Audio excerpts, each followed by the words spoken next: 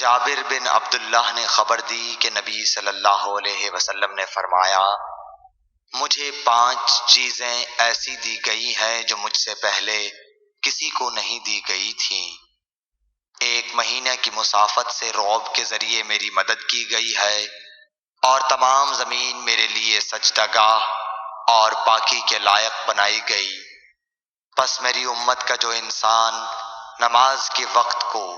جہاں بھی پالے اسے وہاں ہی نماز ادا کر لینی چاہیے، اور میرے لیے غنیمت کا مال حلال کیا گیا ہے، مجھ سے پہلے یہ کسی کے لیے بھی حلال نہ تھا، اور مجھے شفاعت عطا کی گئی، اور تمام انبیاء اپنی اپنی قوم کے لیے مبعوث ہوتے تھے، لیکن میں تمام انسانوں کے لیے عام طور پر نبی بنا کر بھیجا گیا ہوں۔ صحیح بخاری حدیث نمبر 335۔